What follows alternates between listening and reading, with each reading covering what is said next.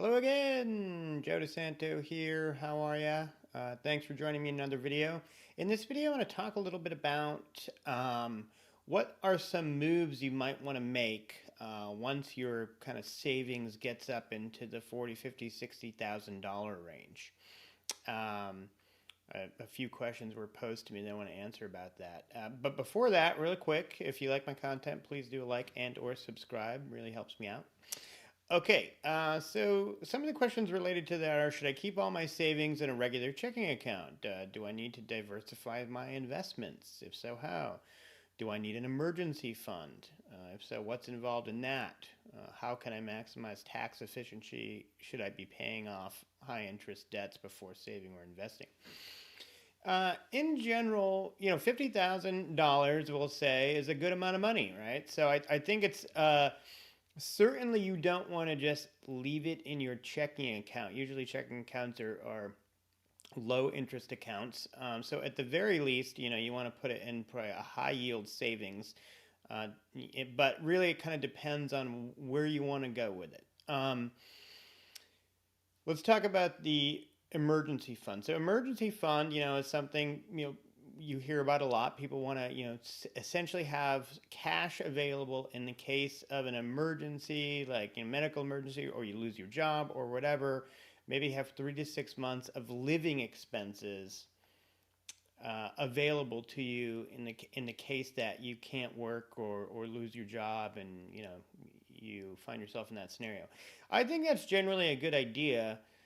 However, my feeling is I would rather, if I had $50,000, but also a credit card with a very high limit, maybe a $20,000 or $30,000 limit, I would probably invest the $50,000 instead of letting it just sit in a high yield savings, and know that I have a certain amount of living expenses covered with the credit card up front, and that would just give me a little bit of time to figure out what's what. Maybe I end up taking the 50 grand out and just paying off the card, and it's my there you go, emergency fund used.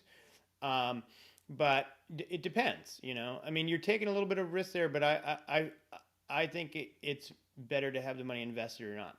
Now, if you don't have access to credit like that, then yeah, maybe you want to have a few months emergency fund.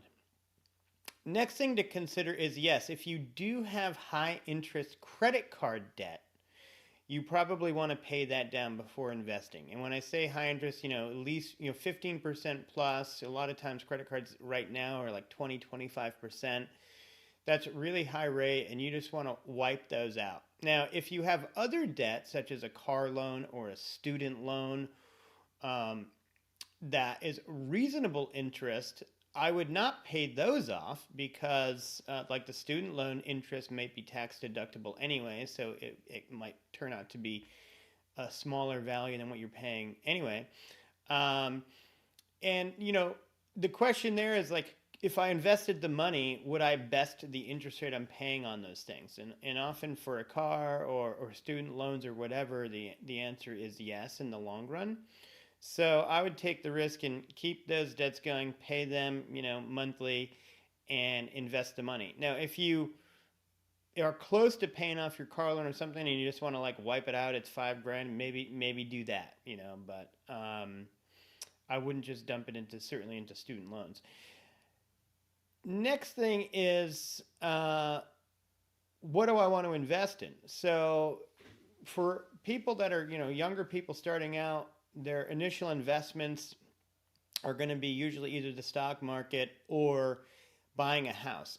Me personally, I prioritize the concept of buying a house over initially investing in the market.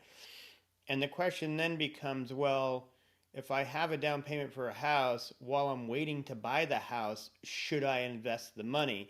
That is a bit of a risky endeavor because buying a house can take time, a 6 to 12 month period or process.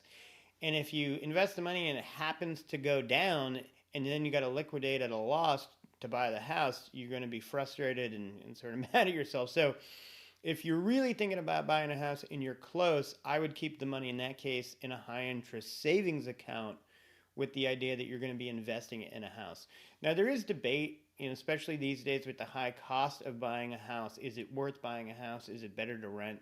You can do the math on that. I have a video about the math on that on my YouTube. You can check that out. Though when I made the video, interest rates were a lot lower, so you got to like look at the video and say, well, interest rates are higher now. What do I do?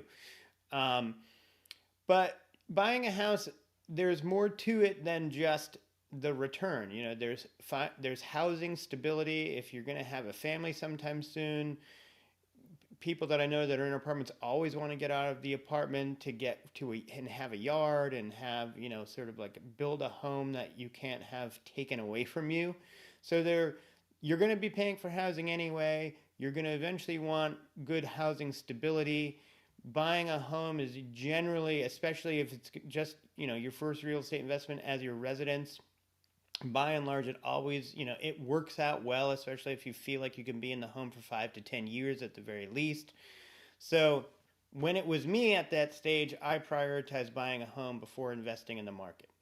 But if, you don't want to do that, or you're like, hey, I'm in a rent controlled apartment, I'm going to live here forever, I don't care, I'm not having kids, then yeah, go invest in the market. I would say probably, unless you're going to get very, deep into learning about investing, you probably want to go the route of a simple approach like, ETFs based on market indexes, like a SPY ETF or a NASDAQ ETF or something like that. Invest in the market in a broad way. Right now, it's January 2025. The market's valued pretty high, so it's a risky proposition if you think you're going to need any of this money in the short term to go drop it in the market. But if you're beginning your journey of doing long-term investing in the market, and you're going to be continuing to save and put more money into the market over time and dollar cost average in, you got to get in at some point. And historically speaking, the market most of the time is at its high. Oftentimes there are crashes, and if you can get in at that point with a bunch of cash, great, like 2008, 2009.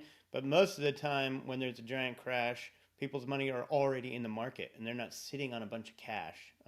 Same is true for real estate. Real estate generally, when you go buy it, is always at the highest price. Can you buy it in a crash? Sure, but a lot of times people don't have the cash, or lending is more challenging, in those periods. So I would, do what you can when you can, I guess, is my general theory there. So those are some thoughts. Hopefully you find that helpful, and I will see you in the next video. Thanks.